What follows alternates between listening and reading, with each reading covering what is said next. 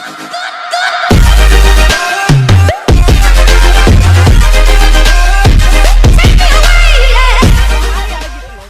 ke yang lain-lain karena adanya delay dan jeda di antara kita. Yang pasti yang nggak ada jeda atau delay itu adalah jaringan Tri Indonesia ya. Lihat aja baru Yoi. dibahas. Langsung kita masuk ke match ketiga kita. Ini dia Miramar. Yoi, karena apa? Cijal dan juga teman-teman jaringannya 8 kali lebih cepat dan juga low latency dijamin anti lag sama seperti game ketiga kita ini yang tidak akan ada lagnya. Gak nyambung sih. Tidak akan Tapi ya ada udahlah, lagnya. sambung-sambungin aja ya. Nggak apa-apa Don, nggak apa-apa ya. Yang penting kita happy kan. Nice try Lurs. Pakai K gak? Oke, nice try Lurs. Pokoknya gitu saja sama kita berdua ya guys. Ada apapun pokoknya nice try Lurs saja. Ya. Seperti garis pesawat yang sudah nice try juga kali ini. Begitu sempit ke kanan. Sempit banget ya, karena di sini kita melihat lagi-lagi garis pesawat yang begitu jahat untuk ladies qualifier. Gua suka banget garis pesawat dari Irangel jahat, dari Sunhawk jahat, dari Miramar juga jahat. Putaran pertama disajikan dengan begitu jahat untuk ladies ya. Iya loh, ini bener-bener kena ini banget ya, apa cobaan yang berat banget para ladies ini di putaran pertama kita atau first half kita ini. Dan Circle pun kali ini sebenarnya memberikan kemudahan untuk para ladies ini ya, karena 100% menuju ke daratan. Dan ini walaupun tidak perfect ke tengah ya, masih bisa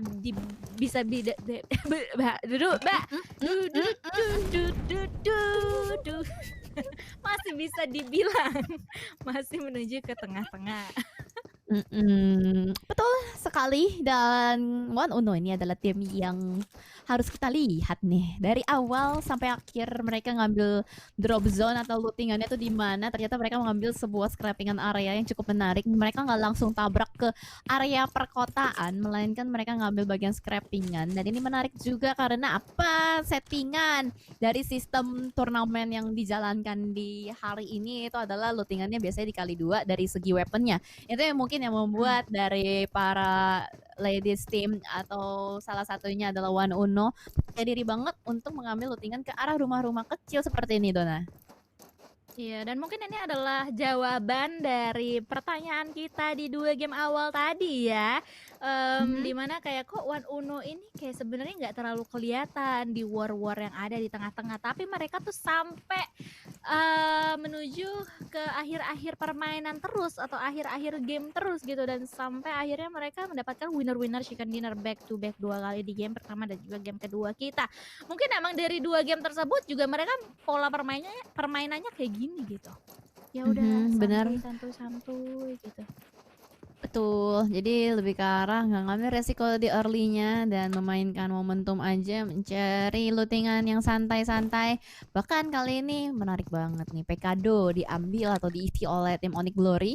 Sebagaimana yang kita tahu, hot drop zone seperti di Pekado, Pochinki, Bootcamp itu pada umumnya yang ngambil adalah tim dengan tingkat keagresivitas tinggi. Mereka berani untuk mengambil area ini dengan resiko yang ada, berarti mereka udah siap. Andai kata pun ada tim lain yang bakal menabrak, mereka udah susun strategi bagaimana mereka latihan setiap harinya untuk mengambil hot drop zone ini. Iya, dan itu mungkin bisa terlihat juga ya dari pola permainan yang dimiliki atau ditunjukkan oleh tim Onyx juga di 2 game awal kita ini gitu. Dengan begitu itu menjawab keresahan lu kenapa ada tim yang sudah menuju ke hot drop zone tersebut, yaitu tim Onyx, tim yang mempunyai tingkat agresif yang tinggi di 2 game pertama kita.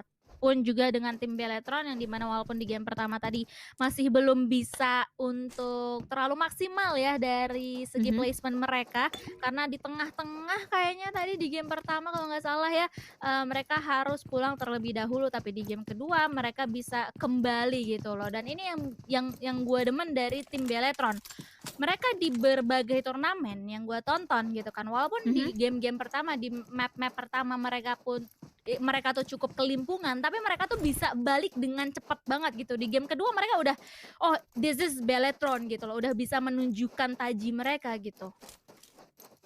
Bener, mereka mampu untuk bertahan lah ya sampai ke circle-circle akhir dan mereka juga bisa kita bilang adalah tim yang agresif sebagaimana Hot Drop Zone lagi-lagi yang mereka ambil di bagian HDP. Beberapa player diutus untuk ngambil lootingan di scrappingan area dekat HDP. Ini adalah tempat yang enak juga sih sebenarnya untuk diambil. Tapi masalahnya cuma satu, jangan sampai ada yang nabrak karena HDP itu kan benar-benar kecil banget. Kalau kita main klasik aja nabrak HDP itu udah deg-deg ser kalau misalkan ada dua tim yang nabrak. Jadi siapapun yang menang ya udah itu dia yang bakal mendapatkan advantage sangat-sangat besar untuk di early gamenya. Yoi Bunda, setuju deh sama kamu. Seperti ini ya, seperti yel-yel zaman dulu gitu. Setuju deh Apa sama tuh? kamu. Tuh nggak tahu Apa gua apa, tuh? pokoknya dulu tuh terkenal banget gitu. Setuju deh. Iya Pokoknya kah? dulu terkenal bukan orang zaman dulu Anda ya. Karena dulu tuh kudet ya. Atau Anda tuh dulu kurang bergaul ya Bunda? Nggak, kan gue anak milenial, anak 2000-an. Tahun lahir gue tahun 2000. Gitu. 2001 Jadi gue bukan? iya, jadi gue nggak tahu yang kayak gitu-gitu Don. Gue baru umur 20 tahun ini. Jadi yang hal-hal berbau 90s gitu gue nggak tahu sih. Sorry banget ya Don. Oh emang itu bukan 90s sih sebenarnya 70s itu. Oh iya. Berarti Iya. hanya golongan-golongan 70s yang tahu ya. Atau anak-anak India seperti saya. harus gitu. Aduh, wah ya itu dia intermezzo yang bisa kita keluarkan untuk early game seperti ini ya teman-teman sekalian. Karena mengingat ini adalah Miramar, map yang luas sekali. Dan dengan circle pertama yang cukup baik untuk para player ladies kita kali ini. Dengan begitu mereka sepertinya akan jarang untuk bergesekan di awal-awal permainan. Kemarin juga 2 hari yang gue jalanin qualifiernya tuh bau-baunya itu Miramar tuh memang selalu pasif. Entah kenapa mungkin dikarenakan circle-nya yang nggak terlalu ekstrim ya. Kalau misalkan kayak tadi di bagian Erangel itu karena mungkin match pembuka itu yang membuat para tim agresif berusaha untuk mencari informasi, nge-mapping lah, mapping secara garis kasar aja untuk di match pertama. Bahkan kali ini juga dari tim-tim lain yang sudah mendapatkan checkpoint dari Dewa United, mendapatkan sebuah rumah atau gereja di bagian graveyard. Di sekitar mereka tuh ada satu tim, tapi nggak terlalu deket lah. Itu masih cukup jauh bisa dibilang. Hanya menggunakan scope kali tinggi yang bisa mendapatkan informasi sejauh itu. Kali tinggi apa kali panjang, Bun? Panjang deh, scope panjang lupa. Iya. Kalau tinggi apa ya? Oh, ini high groundnya tinggi. Benar. Nggak salah. Kalau scope Iya. panjang, kalau high ground tinggi. Iya. Jadi jangan salah ya. Iya. Huff. Kalau ini ya, kalau misalnya gue mau bahas sedikit lagi yang tadi sempat lu singgung juga, di mana mereka berada berdekatan gitu, tapi mereka tidak meng-engage satu sama lain. Ini gue tuh tahu gak sih teringat apa? Teringat Vikendi. Oh Vikendi iya, yang terkenal Vikendi. dengan quotes kita so near yet so far gitu. Walaupun dekat terasa jauh. Benar. Vikendi ya udah lama banget nih nggak main Vikendi. Lumayan kangen juga sih. Lumayan kangen. Tapi katanya sih rumornya itu Vikendi tuh mau diupdate dulu. Jadi sekiranya udah ada updatean baru juga kita masih belum tahu nih bakal dijadikan map kompetitif atau enggak. Kan kemarin kan pertimbangannya adalah kalau Vikendi itu kan jadi kayak nambah banyak kan variasi mapnya. Mungkin dengan dikurangin map Vikendi itu membuat para tim bisa lebih fokus ke 3 map yang ada. Dan tadi lu udah bahas compound juga, emang Vikendi itu kan banyak compound. Jadi kayak tim bermain dengan pasif mengisi bagian compound aja satu sama lain. Ada compound, ada orangnya juga, mereka nggak bersinggungan, nggak bergesekan. Dan kalau ngomongin Miramar, nggak tahu kenapa kali ini bener-bener pasif banget. Bahkan masih ada tim RRQ Kingdom yang melakukan super late rotation, mungkin karena tadi udah 2 map back to back mereka tusun gitu. Dan by the way mereka udah mulai main berempat nih. Mhm. Udah Tadi mulai main di berempat. 2 game awal kan bertiga kan? Iya bener, akhirnya mereka bermain dengan 4 orang, mungkin dengan adanya 4 player ini akan menambah kepercayaan diri mereka. Tidak seperti yang tadi ketika mereka harus survive dengan 3 orang. Sementara ini Nat-Nat nih yang kayaknya akhirnya baru kita lihat bermain dari tim RRQ Kingdom, bergeser kembali ke arah tim Victim. Ini sudah melewati power grid, berotasi secara beriringan dengan satu tim di belakang sana. Tapi kayaknya nggak akan ada pergesekan, hanya beriringan aja nih Don. Ya, kita bakal melihat hal-hal tersebut terjadi nampaknya sampai ya circle-circle keempat kali ya bisa kita bilang. Dan kalau misalnya ada pergesekan-pergesekan pun atau huru-hara pun itu nggak bakalan terlalu besar gitu, seperti halnya Bebila tadi dengan mininya mengamati di seberang sana. Nampaknya ada tim nomor 7 kita itu Dewa United ya. Bener sekali, sudah ada Iya, Dewa Dewa United United cukup Bising. berdekatan dengan Beletron Ace kali ini di bagian graveyard. Padahal memang dari tadi kita tahu dari dari vision kamera sebelumnya Dewa United memang bertengger di area gereja ini sudah dari sebelumnya, sudah cukup lama, dan mungkin ada usaha atau niat retake dari tim Beletron Ace, tapi kita masih belum melihat ada inisiasi agresif langsung menuju ke arah depan. Tapi at least dari Dewa United sudah mulai membangun beberapa smoke juga, mungkin akan dipergunakan untuk mereka untuk melakukan pengecohan dan mencari informasi lebih. Potato terpantau di depan sana begitu terbuka sekali, tapi sayang dari Dewa United belum mampu dan sudah hilang ternyata dari pandangan seorang Ran. Tapi walaupun udah hilang nampaknya ya posisi tersebut juga akan masih terus dipantau oleh mereka semuanya, termasuk atau terutama oleh seorang Ran sendiri. Karena kalau misalnya posisi seperti itu bakalan kalau misalnya harus keluar pun dia harus ngeluarin smoke dulu gitu kan. Jadi kayak nggak terlalu segampang itu untuk bisa menghilang dari pandangan, kecuali mungkin mundur gitu. Tapi nampaknya itu bukanlah hal yang akan dilakukan oleh tim Beletron, karena kalau misalnya kita lihat dari minimap dan ini sudah kita mulai lihat angle-nya, mereka masih mencari atau memutari posisi tersebut gitu. Yes, benar. Hanya sekedar mencari informasi aja dari Beletron yang dibangun selama kita melihat mereka. Dan memang kalau misalkan kita ngomongin di Miramar itu adalah medium to long fight range. Dan ada beberapa tappingan dari Potato beserta teman-temannya. Tapi ternyata Bebila dengan M249 yang berhasil untuk menumbangkan seorang Stardust di depan sana. Dan bakal ada follow up granat dari seorang Dust. Kali ini langsung mengconfirm seorang Stardust menjadi kill point masuk ke arah Beletron Ace. Yoi, dan nampaknya akan langsung saja ya akan dilanjutkan sepertinya, karena mereka pun nggak mau melakukan genjatan senjata. Kalau misalnya kita lihat dari pola defense dan juga offense yang masih mereka akan bangun untuk saat ini ya. Dan juga Bebila pun akan langsung mengamankan higher ground dari posisi mereka juga untuk bisa melihat angle yang lebih luas lagi. Sementara itu Potato harus kenok kali ini ya, meninggalkan 3 rekannya yang harus bekerja ekstra keras kali ini untuk bisa membalikan keadaan, karena Potato pun sekarang langsung saja dijadikan confirm kill.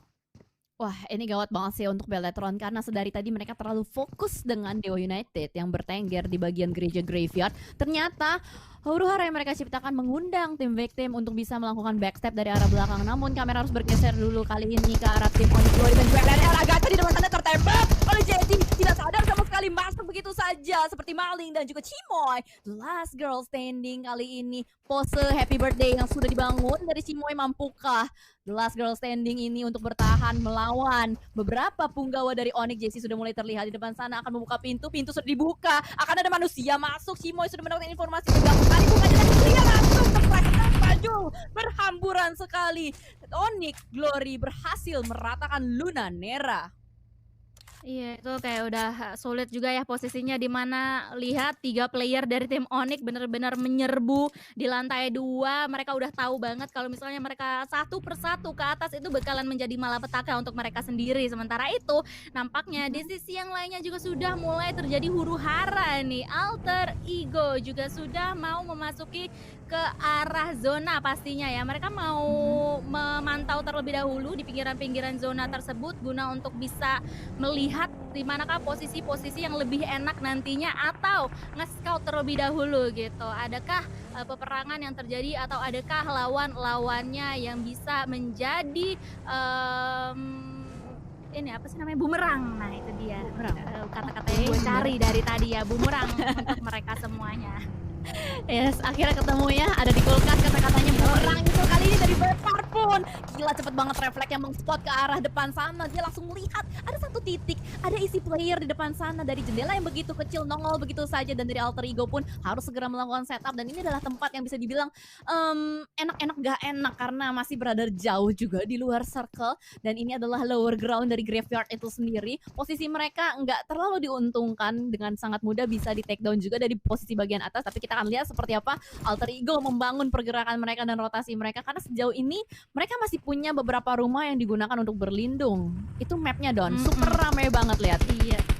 Itu dia, rame banget, 300 meter juga jarak yang harus mereka tempuh untuk bisa menuju ke dalam zona, guna untuk bermain sampai late game nantinya ya. Tapi sebelum Mhm. mereka masuk ke dalam zona, mereka pun juga harus hati-hati dan mereka tuh udah harus menyisiri, area-area di sekitar mereka sendiri kalau misalnya mereka mau selamat sampai zona nantinya. Sementara itu tim victim pun Mhm. masih berada di bawah sini ya untuk bisa mungkin, memberikan lemparan-lemparan pelurunya atau lemparan-lemparan granatnya juga guna untuk menyisiri dan juga untuk mengakhiri pergerakan-pergerakan Mhm. dari lawan-lawannya dan alter ego pun juga bertemu di sana ya dengan RRQ Kingdom Jelly. Yes, betul sekali. Dan ternyata Onyx Glory memanfaatkan kesempatan ini ketika mereka mendengar banyak sekali suara tembakan di luar sana. Ada Alter Ego, ada Victim, ada juga RRQ Kingdom. Mereka langsung saja terobos masuk. Gak peduli apa yang terjadi di belakang, meta cuek is real. Langsung mendapatkan sebuah bibir zona, sebuah broken shack kali ini yang akan dimanfaatkan oleh tim Onyx Glory. Nampaknya nggak akan terlalu berlama-lama juga hanya untuk mencari informasi lebih saja, Dona.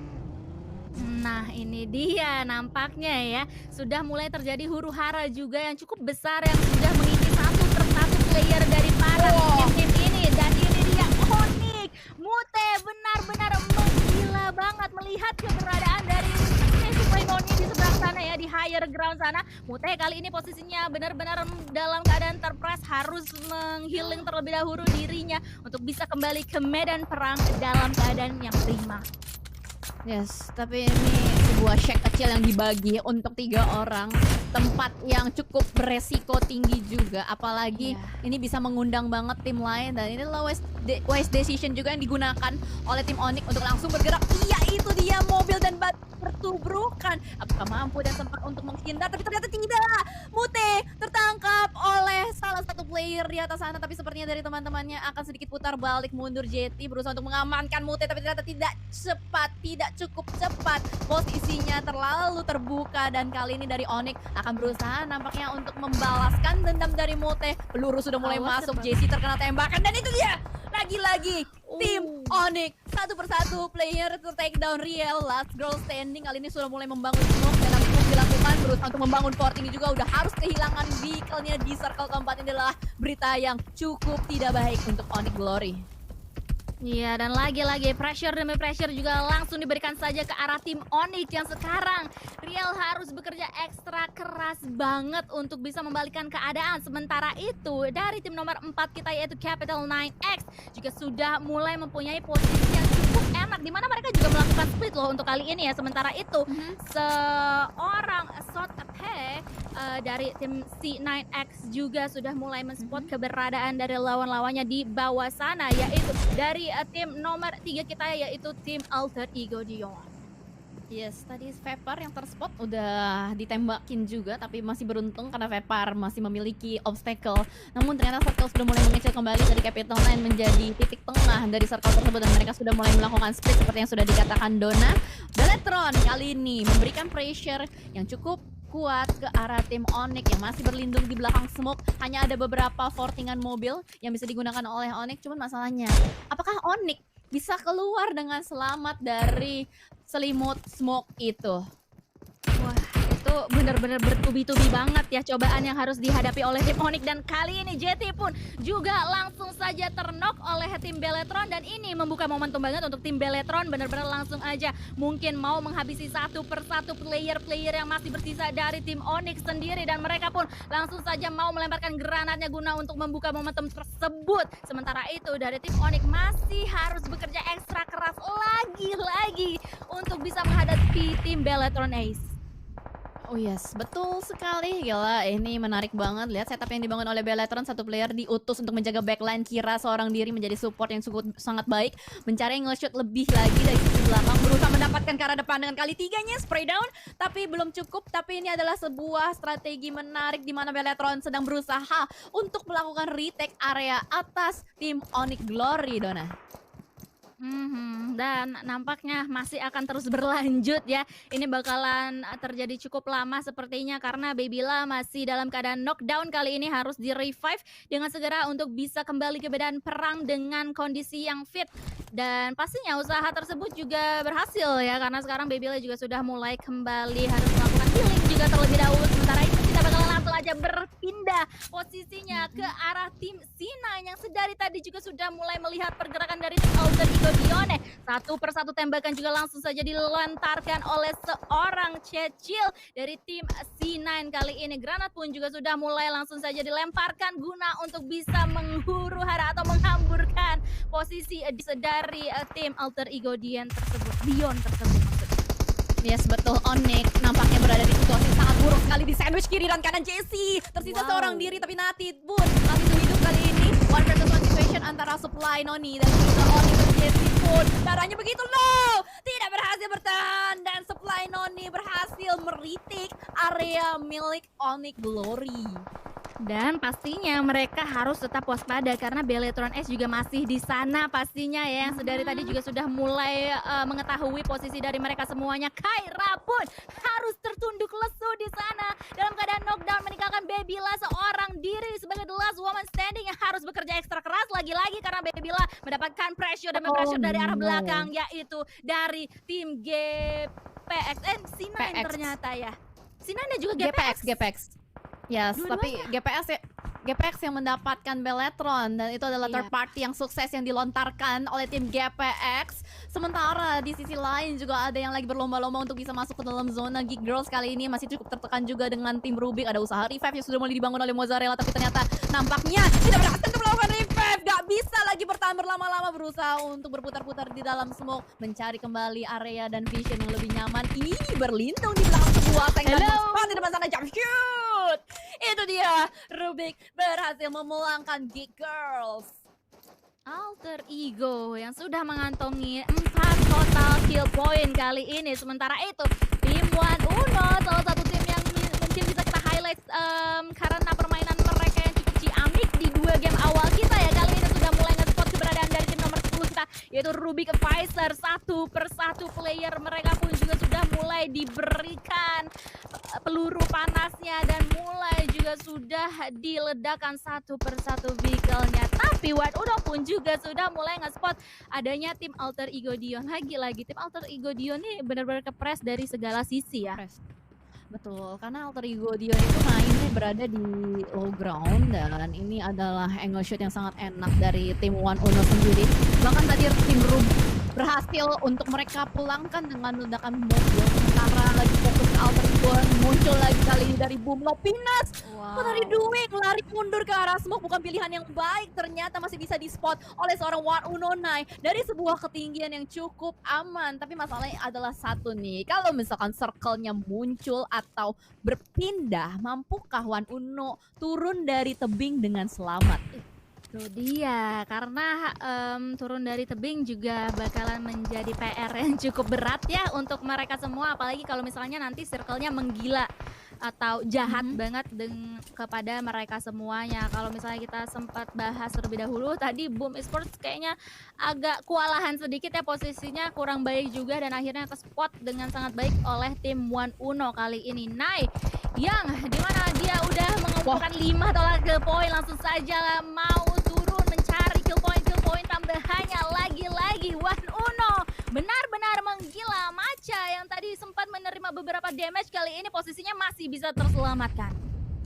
yes, ini One Uno harus benar-benar bisa ngebersihin tim yang ada di bawah mereka, yaitu Capital Nine. Dan sejauh mata memandang, smoke dan juga granat terus-menerus dilontarkan oleh tim One Uno mencari kembali kill point ke arah depan sembari mereka turun gunung secara perlahan. Dan juga Alter Ego terspot kembali di depan sana, satu player berhasil di take down Gea, tapi sayang sekali dari Nai. Kali 6-nya belum cukup untuk bisa menumbangkan satu player kembali dari Alter Ego. Malah ada GPX Angel yang menjadi third party antara One Uno dan juga Alter Ego. Cijel, circle Cijel.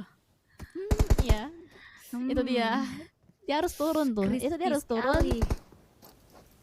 Bener, harus turun dan di bawah juga udah ada Capital Nine. Ini yang bakal sulit banget sih. Cuman masalah itu tim warna pink itu enak banget sih Alter Ego, tinggal gimana caranya dia bisa mempertahankan posisinya di bagian lower ground, harus bisa dimainkan dengan sangat baik. Dan Capital Nine hampir aja kehilangan satu playernya, namun masih ada waktu dan masih ada timing untuk melakukan revive di balik sebuah smoke circle yang begitu menyakitkan, begitu sulit juga. Macha mulai terspot kembali, Cecil drama spray, itu dia Macha. Akhirnya Macha nggak bisa turun gunung dengan selamat. One Uno terkikis satu persatu playernya, menyulitkan sekali untuk mereka. Tapi Capital Nine nggak peduli dengan apa yang terjadi di depan, mereka mau fokus terus-menerus dengan One Uno. Jump shoot, lompatan indah, terjun bebas dari atas sana, benar-benar menyulitkan. Apalagi di bawah sudah ditangkap dengan Capital Nine, Dona. Alright, that's it. One Uno pun harus tereliminasi di posisi yang keempat nampaknya ya, menyisakan 3 tim saja untuk memperebutkan winner-winner chicken dinner kita kali ini. Tim Rubik juga sudah mulai menerima beberapa damage dari tim GPX, yang dimana tim GPX juga melakukan split ke arah tim Capital 9X juga. Ini benar-benar ciamik banget ya permainan yang dilakukan oleh tim GPX. Mereka tuh benar-benar cekatan gitu loh, kanan kiri oke. Benar-benar. Dan ini tadi ternyata tim GPX yang berada di pinggir circle. Gua salah, gue pikir itu adalah Alter Ego karena tadi warnanya mirip, sama-sama warna pink-pink gitu. Dan ternyata kali ini dari GPX masih lengkap dengan 4 orang, fokus terus-menerus objektif ke arah circle. Nggak terlalu banyak kill point yang mereka kumpulkan. Capital Line pun tertekan di belakang sebuah pohon, masih diberikan berbagai macam peluru dari arah tim GPX. Begitupun juga dengan Rubik. Mereka bakal membiarkan Capital Nine dengan GPX fight terus-menerus juga.